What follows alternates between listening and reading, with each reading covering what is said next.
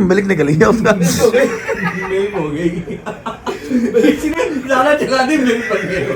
So guys, आज का जो हमारा व्लॉग है वो है ईद की नमाज के बाद से। ईद की नमाज पढ़ते ही हम पहुंच गए सुफियान के घर पे अंडा पराठा खाने के लिए। सुफियान के घर पे हर साल की तरह हमारे लिए नाश्ते का छोटा सा एहतमाम होता है। नाश्ता आते ही वलीद और मशारिफ की नीयत जो है वो हमेशा की तरह खराब हो जाती है और ये दोनों आपस में लड़ने लगते हैं।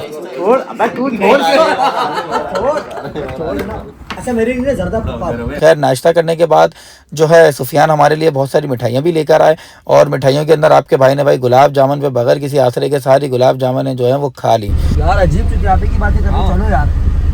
शूट पे जैसे ही जाने लगे तो भाई हमेशा की तरह वलीद जो है वो अटेंशन सीकर है और उसको अटेंशन चाहिए होती है। क्यों नहीं जा रहा है? नखरे खत्म नहीं हो रहे इसके, अजीब दिमाग खराब पागल आदमी। तो फिर बिना किसी टाइम वेस्ट किए हमने वलीद को छोड़ा और मैं, मशारिफ, सुफियान और रेयान अपने शूट की लोकेशन पे निकल पड़े। तो गाइस, शूट की लोकेशन पे पहुंचने के बाद सुफियान हर बार की तरह बहुत ज्यादा शर्मीला है और जैसे ही मैंने अपना कैमरा ऑन करा तो सुफियान जाके गाड़ी के अंदर बैठ गया और रेयान पार्टी का तो बस नहीं चल रहा था कि वो गाड़ी के इंजन रूम के अंदर बैठ के भी पिक्चर खिंचवा लें। उनको ईद की पिक्चर्स का इतना शौक है। खैर भाई, फिर मशारिफ ने सबकी पिक्चर जो है बड़ी बेहतरीन तरीके से क्लिक करी, जो कि आप मेरे इंस्टाग्राम पेज पर, फेसबुक आईडी पे भी देख सकते हैं। हमने यहाँ पर खैर अपना ईद का शूट कंप्लीट करा, जिस पर सूफी को भी पिक्चर लेनी थी मगर वो शर्म के मारे बोल नहीं रहा था क्योंकि मैं कैमरा बार बार ऑन कर रहा था। हम खैर घर जाके सो गए। उसके बाद शाम में उठे। शाम में जो हमारा प्लान था वो था रोसाटी जाने का मुस्तफ़ा और नोमी भाई के साथ। गाड़ी जो है हमारी बहुत ज़्यादा गंदी हो रही थी, जो कि आप देख सकते हैं। खैर फिर जल्दी जल्दी हमने गाड़ी साफ़ कराई और मुस्तफ़ा और नोमी भाई का इंतज़ार करने लगे। इतनी ही देर में देखते देखते मुस्तफ़ा बिल्डर जो है वो आ गए और मुस्तफ़ा से खैर फिर हमने ईद मिली और नोमी भाई भी फाइनली आ गए। फिर नोमी भाई से ईद मिली। तुम बताओ कैसे? सलाम वालेकुम। वालेकुम अस्सलाम, क्या हाल है भाई? ईद मुबारक। खैर मुबारक।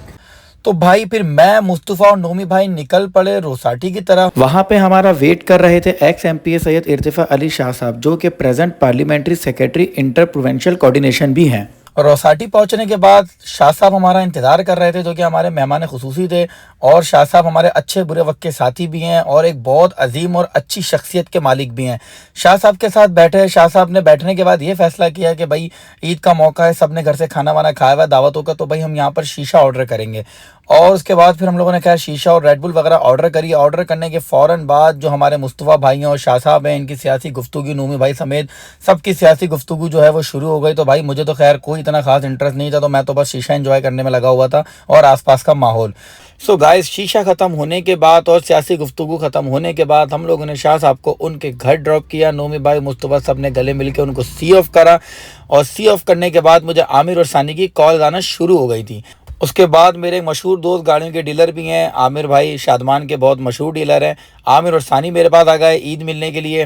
मुबारक भाई, क्या हाल है? खैरियत से? आ जाओ भाई ईद मिलने के बाद हमारा ये प्लान था कि या तो बैरियर टाउन की तरफ हम लोग एक दोस्त से मिलने के लिए जाएंगे और आते हुए वहाँ से हाईवे तक खाना वाना खाते हुए आएंगे। मगर भाई मैं ऑलरेडी इतना थक गया था सुबह से घर की दावतों में और थोड़ी सी ही देर मेरी नींद पूरी हो पाई थी। शाह साहब से मिलता हुआ आया था तो खैर मेरे थोड़े से ज़रा नखरे हो रहे थे। खैर उसके बाद आमिर ने मुझे कन्वेंस करा। कन्वेंस करने के बाद खैर उसके बाद मैं, आमिर, सानी जो है दूध पकोला पीने के लिए कराची डेयरी आ गए। आमिर भाई थोड़े से शाय फील कर रहे थे क्योंकि शर्मीले हमारे भाई। तो खैर हम लोगों ने यहाँ से दूध पकोला, आधा किलो दूध पकोला और जो है मिल्क शेक वगैरह हमने ऑर्डर किया।